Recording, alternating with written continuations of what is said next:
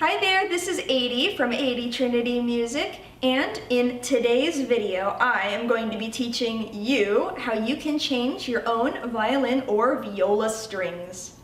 Today I have my viola next to me for some examples, but I'm actually going to be changing all 4 of my violin strings for you so that you can see how each string is a little bit different to install. Another reason why it's good for me to be changing all 4 of my violin strings right now is because I've had these strings on my violin for close to a year, and they are starting to get a little bit old and stretched out, and they're ready to be changed. I also don't have any important performances coming up in the next few days, which means it's a good time to change my strings, because after you install new strings on your violin or viola, it takes up to about a week for them to break in and become stable enough to stay in tune for long periods of time. So after we change our strings, just a word of warning that they will be getting out of tune while the strings stretch for about a week, and that's normal. To get started, you will need 2 things. First, you'll need a violin tuner device. This is the one that I like to use, and what it does is it tells you if the note you're playing is in tune or not. This is going to be really good for changing your strings, just to make sure that you can get them roughly in tune by the time you're done. The other thing, of course, that we need is we need new strings to put on your violin or your viola. So when you go to purchase replacement strings for your instrument, there are 2 things to watch out for. Number 1 is they have to be the correct size. For example, I play a full-size violin, so it's important that I purchase full-size violin strings. For you, if you play a partial-size violin, maybe you play a half-size violin, you'll need to make sure to get half-size violin strings. Likewise, for viola, even though we don't call it half-size, full-size for viola, it's a little bit different. We instead call it in inches, but be careful that that is not the string length, that is the size of the viola. For example, I play a 15-inch viola, so I buy strings that are for a 15-inch viola. Incidentally, my viola is kind of a weird size, so actually the way that I do it is I buy slightly larger strings and then I trim them down a bit. I won't be getting into that for this video, but that's just something to watch out for when you pick the correct size strings for your instrument. The second thing to watch out for when you go to purchase your replacement strings is you will probably have an option of whether you are to buy a ball end E string or a loop end E string. Or if you play the viola, either a ball end A string or a loop end A string.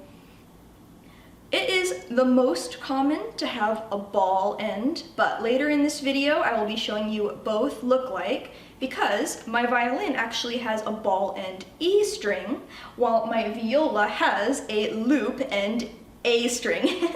And so I can show you what both of those look like. Now that reminds me, that is one of a few differences between my violin and my viola, but I just want to mention that those aren't inherent differences between the violin and the viola. Those are just my specific instruments that have a little bit of differences from one to the other. When you go to change violin strings or viola strings, the mechanism for changing them is exactly the same. So whether you play violin or viola, everything in this video should apply to you just the same. Now also, when you go to purchase your strings, depending on the music store you go to, they may offer to change them for you. Of course, if they do offer that, I highly recommend it because they're probably fairly experienced, but I don't recommend paying for the service. Sometimes stores will charge quite a bit for this, and as you're about to see in this video, it's a fairly simple procedure that, with a bit of practice, you are absolutely capable of doing on your own and doing it very well. Also, one more quick disclaimer before we begin. I want to let you guys know that I want to show this in the simplest and easiest way possible. So for that reason, I'm going to be using just standard materials, and I might be simplifying a few things just a little bit. If you're interested in learning about advanced string changing techniques, or if you have any questions about some steps I cover along the way, and you're interested in me making another video to cover some more advanced things that I might not get too deeply into in this video, please leave me a comment below in the comment section, and I will be happy to make a little bit more advanced video for you guys if that's something that you need. But hopefully for this, it's just for beginners, so you guys will not feel so intimidated getting started, changing that broken string, or if you want to change all 4 strings like I'm about to do. Anyway, let's get started. Hi guys, so I went ahead and changed the camera view for you so that it's easier for you to see what my perspective looks like when I'm changing strings on my violin. As I mentioned, I'm going to be changing all 4 of my violin strings today, but the first thing that I absolutely do not want to do is to take off all 4 strings at once. Do not do that because the tension from the strings holds the bridge in place, and it also holds the sound post, which is inside the violin. It holds that in place too, so if you take off all 4 strings, your bridge will fall off, your sound post might even fall over, and those are pretty annoying to fix. So definitely start by changing 1 string at a time. I am going to start this tutorial by changing my E string first because there's the most to talk about, but if one of your strings is broken, I recommend starting with that string first. That being said, please don't skip ahead in this video if you're changing another string, because the things that I use to explain the E string will also apply to the other strings. So please just watch this part first, and then if you're changing another string, we'll get to that a little bit later on, but just make sure to get all of those details first before we get to the other strings. As I mentioned earlier, the E string on violin or the A string on viola will have 2 possibilities of end shape. They will either be a ball end, which is the most common and it's the one that I have on my violin, or it will be a loop end. If it's a ball end, it will lie in between this V in the violin. So you'll see my fine tuner here, the ball is here, and it is in between the little V. Oops, I'm getting a shadow, let's see. So hopefully you can just about see this on the camera, that my E string is here, and the ball goes in between this little V, like that. And that's how we know that it's a ball end. So, what does a loop end string look like? Well, now I went ahead and I grabbed my viola because it has a loop end A string, and I can show you what that looks like. So, try to take a look, hopefully it'll focus here. There we go. At my fine tuner for the A string. Hopefully you can see that there is a little hook right here, and there is a loop that goes around the hook like that. There's no ball of any kind in sight, it's just a loop around a hook. If you have that kind on your instrument, then that is going to be a loop end E string or a loop end A string. But ball end is a lot more common.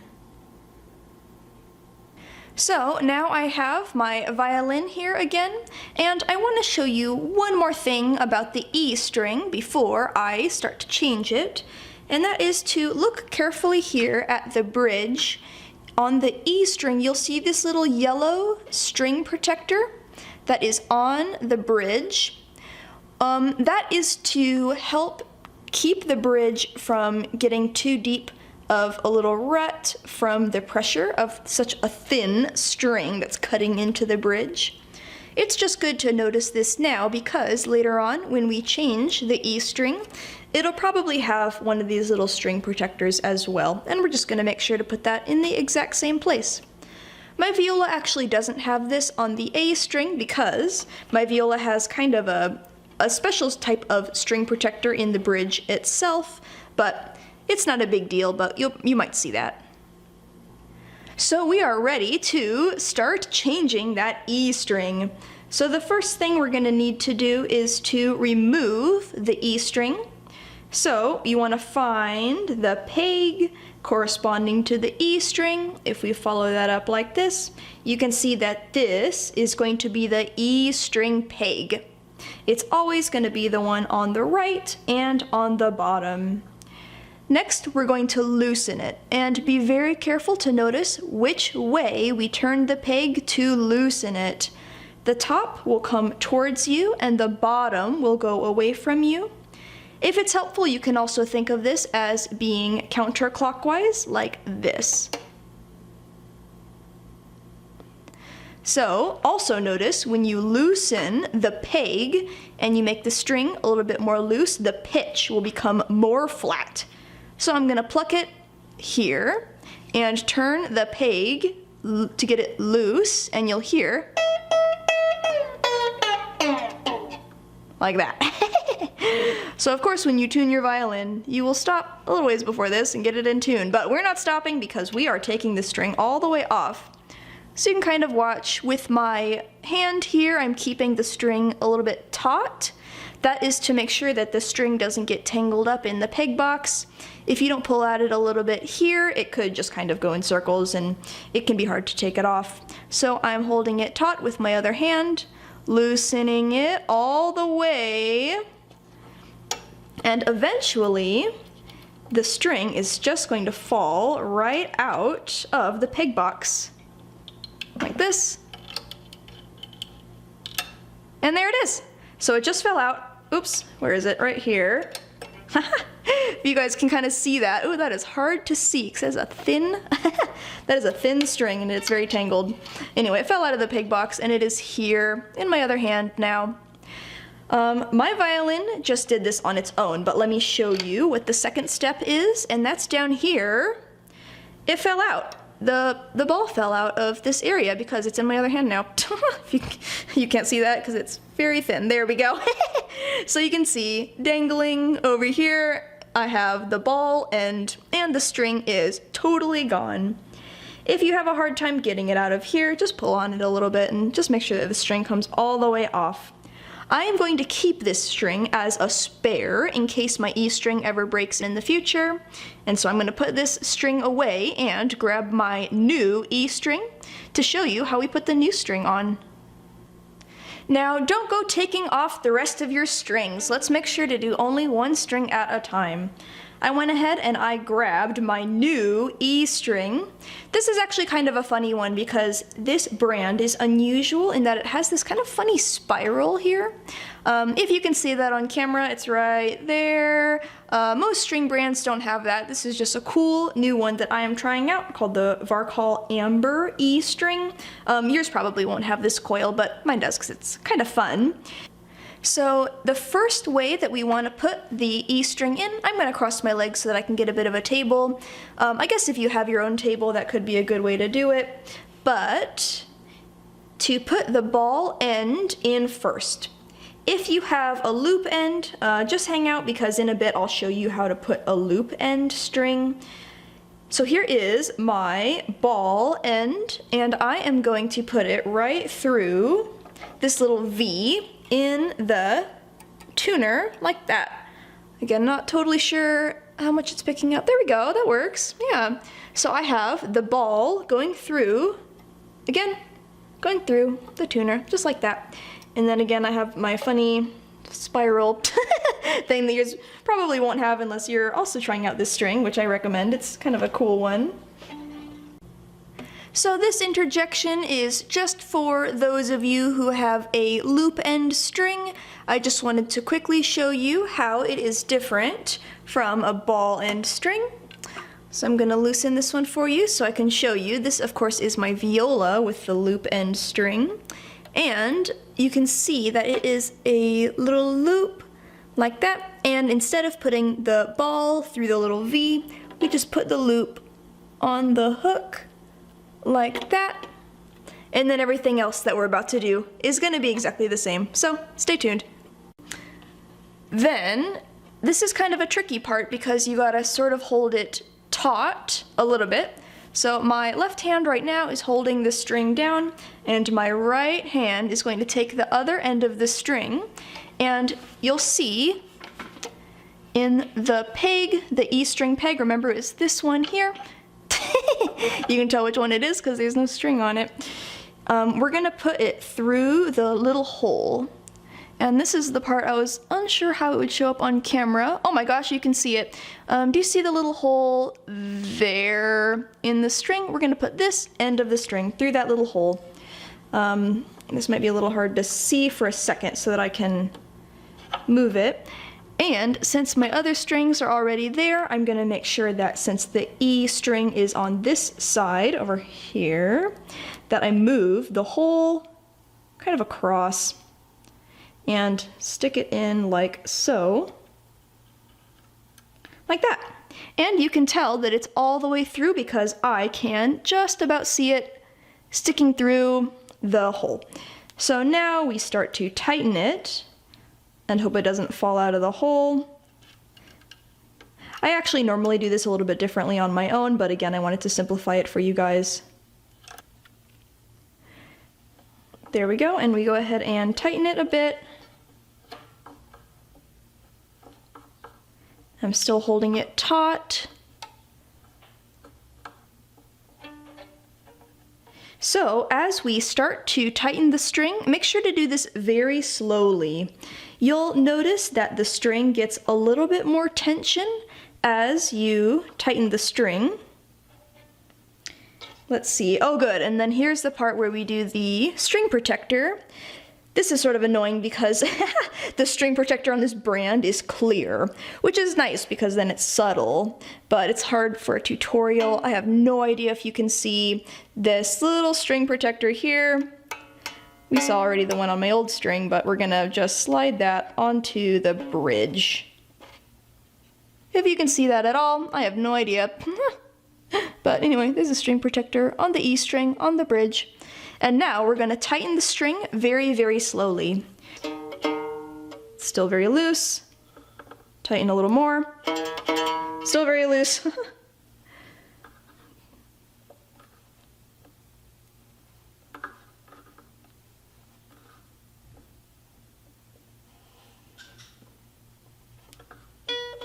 Ooh, here we go. So I just plucked it and it's starting to sound a little bit like a note. It doesn't sound like loose spaghetti anymore. It sounds like a real note. It's definitely not an E, but it's a note. And so at this point, I would actually grab your tuner, see if you can get it up to an E. I still have my A string here, so I'm gonna use it as a reference and get it in tune by ear.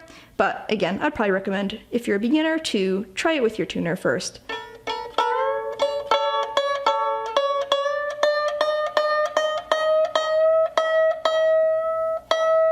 There we go. So you saw that I plucked while I was turning, and that's to make sure that I do not overturn.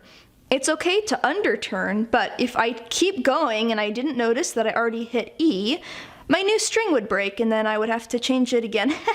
So just make sure that when you change it, don't turn it too far. Turn it very, very slowly and very carefully. Now, if you were doing this just now and the ball end side fell out, that's super common. In fact, that normally happens to me where the ball end will fall out, especially if you don't hold it tight enough or if you hold it a little bit too low, the ball end can fall out. When I change the A string, I'll do it on purpose so that the ball end falls out and you guys can see how to fix it. Again, that normally happens to me. In fact, it's a little bit more common for me. I got a little bit lucky this time changing the E string. Okay, so if you are just changing your E string, this is pretty much where you're done. It's already very out of tune. I had it in tune for like 1 second and then it already slipped and it's going out of tune. I personally don't worry too much about getting it in tune right away because, like I said, it's gonna take a little bit for that string to stretch out, but the most important thing is do not over tighten it at this point. If I were to keep going and tighten it more, you might think, oh, if I over tighten it, it'll stretch out faster. No, it doesn't work like that. It doesn't stretch out in a good way. It's a little bit bad for the string. And Yeah, just don't do it, just be patient. So next I have my A string here, and I'm going to change my A string. I'm going to keep going with the rest of my strings and chit-chat a little bit less during these so that it doesn't take quite as long, but hopefully it's helpful for you guys to see the experience of me changing all 4 of my strings. So now I have my new A string here, and I'm going to follow the A string up to the peg box so I can see which peg it is connected to. And the A string is going to be this peg, so we want to loosen it all the way so that we can take that old A string off of there.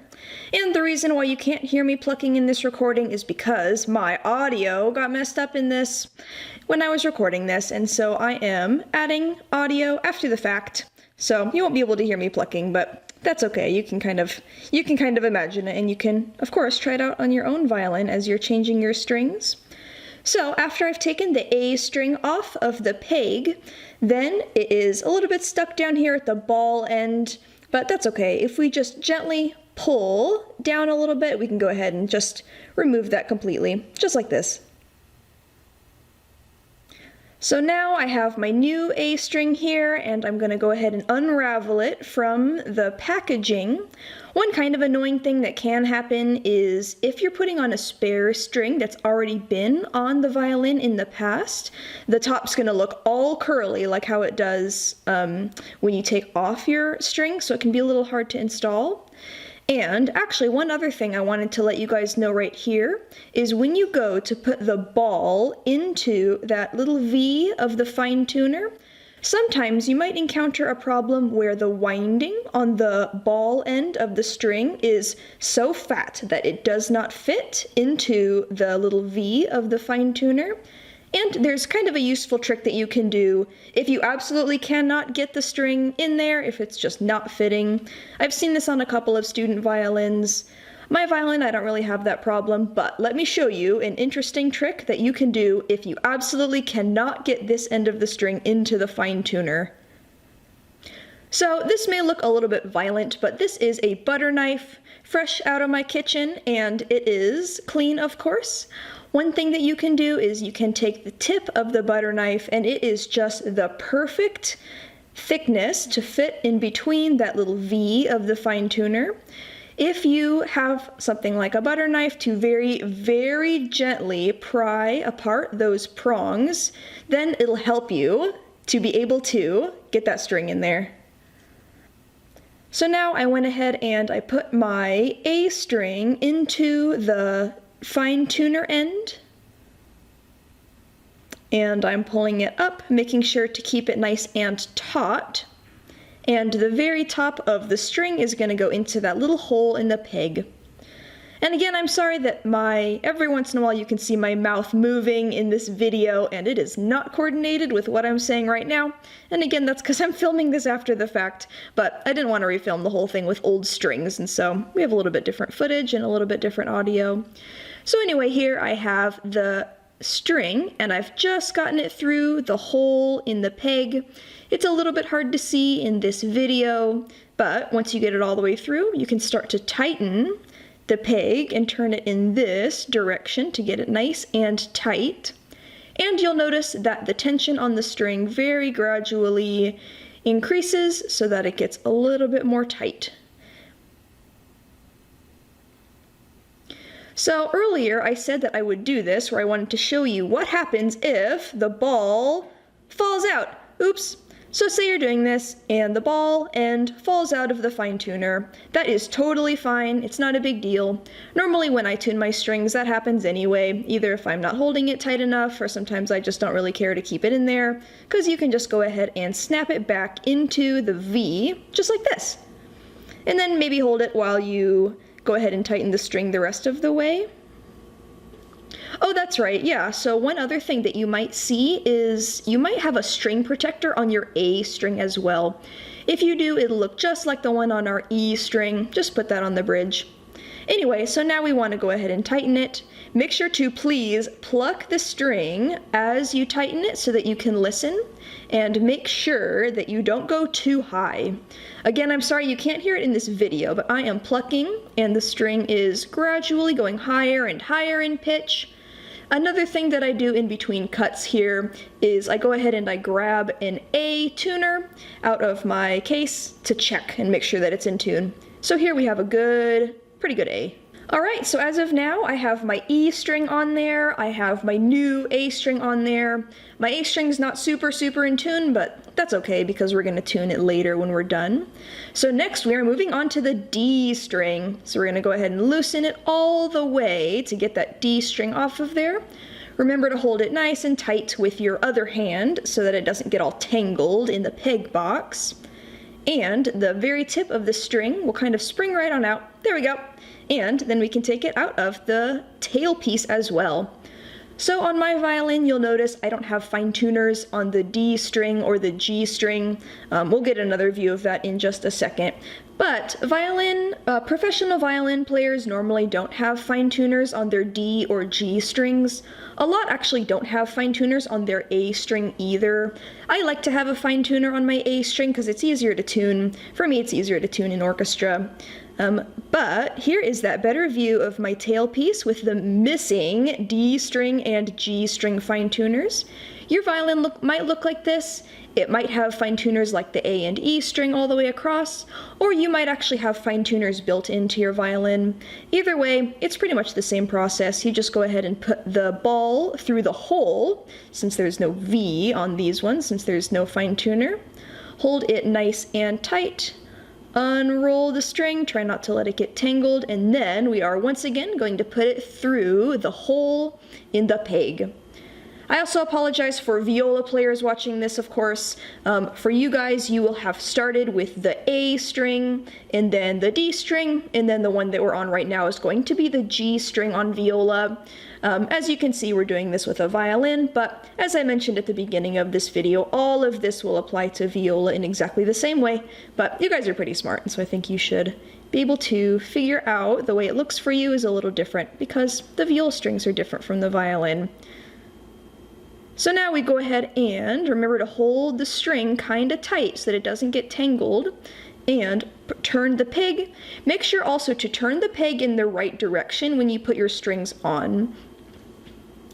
Another thing to watch out for is you can see that my D string is not in the rut of the bridge. If I'm not paying attention and I tighten it the whole way like this, it's going to end up making another rut, and that's going to be annoying later. So go ahead and snap it right into the rut that was already there from the old string. That way it'll be easier for it to tune later on, and you won't end up with a bunch of ruts and the string straying from where it belongs into other weirder parts of the bridge that we don't want. So now I go ahead and I tighten my D string. Again, you can't hear me plucking it, but the pitch is going very gradually higher. And I am so far tuning it roughly to the A string. Again, it doesn't have to be super in tune yet, but it's roughly a D, give or take about a whole step. It's pretty out of tune, but that's okay. We just want the tension to be close enough. Now finally, we are on our last string. Good grief, a very flat, very out of tune G string. Let's go ahead and get that off of there. Pay special attention to the direction I turn it to get the string off of there, which is to loosen it. And again, when you put the string on, be really careful to turn it the right way. What can happen is when you put your new strings on the violin, if you turn the peg the wrong way, it's going to be really confusing later when you go to tune it.